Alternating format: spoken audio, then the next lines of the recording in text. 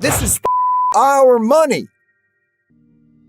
I mean, do we even have a Congress? It's all Orwell. It's all a troll. Everything they're doing is a troll to us. This is against the weaponization of it, and it's patriotic. They're trolling us. His entire career is a troll. It really, you know what it reminds me of? You ever see those videos where like a horde of teens flies into like a CVS and just starts taking Smash and grab. Smashing, and everybody's just standing around like, is anybody going to call somebody, or are we just going to, like, that's what we are.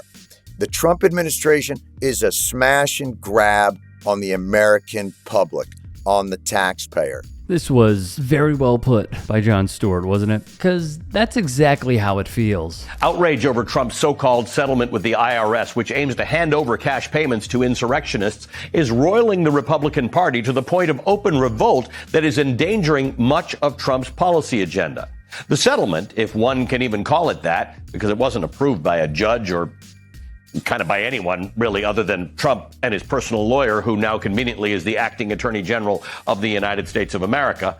This settlement is being sold as a resolution to a $10 billion lawsuit that Donald Trump, the citizen, filed against the IRS, an agency that Donald Trump, the president, has fundamental control over. Two officers who defended the Capitol on January 6th sued to block the fund. That's because the Trump administration has not ruled out payouts for January 6th defendants. It comes after the president, his sons, and their company dropped a lawsuit and other claims against the federal government in exchange for the creation of this fund. But the agreement went even further yesterday. A sweeping one-page addendum said the government will be, quote, forever barred and precluded from pursuing certain legal claims against the president and his family, including anything related to previous tax returns. I need everyone, no matter who you are, no matter your political allegiance, to absolutely lock in here, okay? How I see it is the same way that Jon Stewart sees it and many others. And it is this. The president is buying loyalty.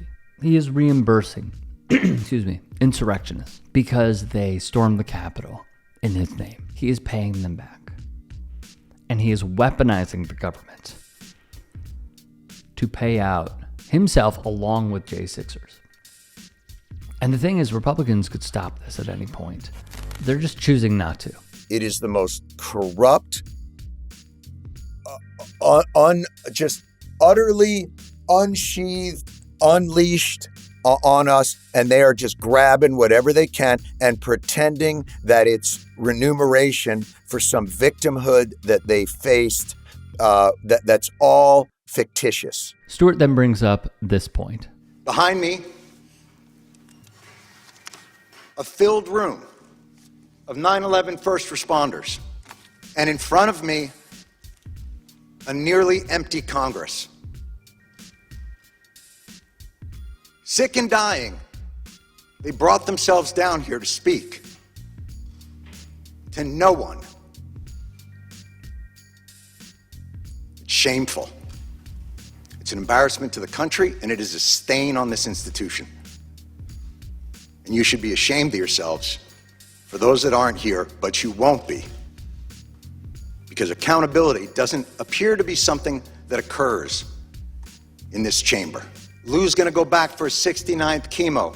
The great Ray Pfeiffer would come down here, his body riddled with cancer and pain, where he couldn't walk. And the disrespect shown to him and to the other lobbyists on this bill is utterly unacceptable.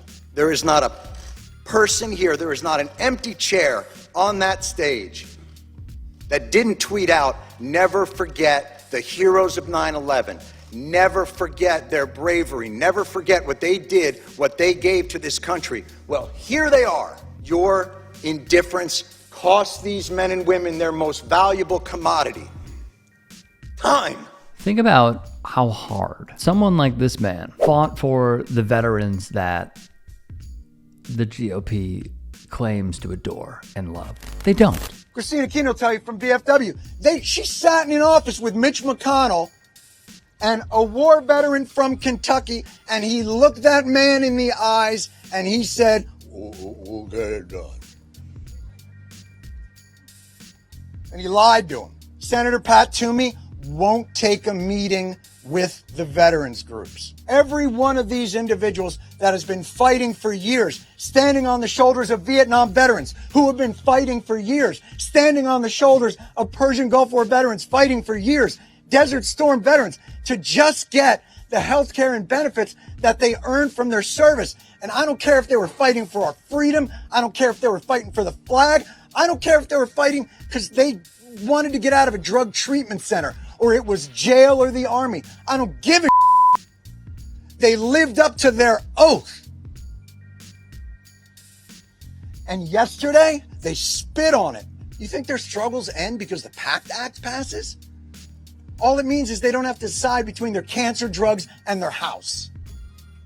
Their struggle continues. But this type of cruelty on those that we say we hold up as our most valued Americans, then what are we? You don't support the troops. You support the war machine. That's all you care about. Boy, they haven't met a war they won't sign up for, and they haven't met a veteran they won't screw over.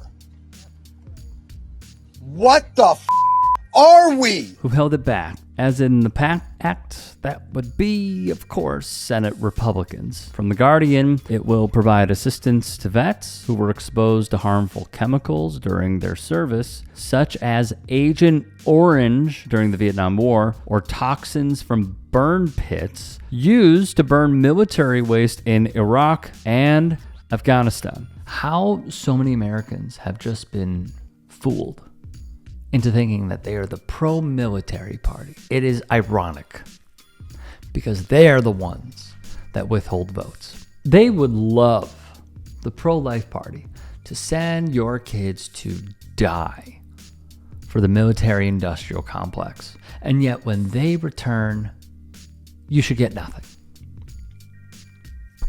That's how they view Americans. You should get nothing in return. That's how the pro-military party operates.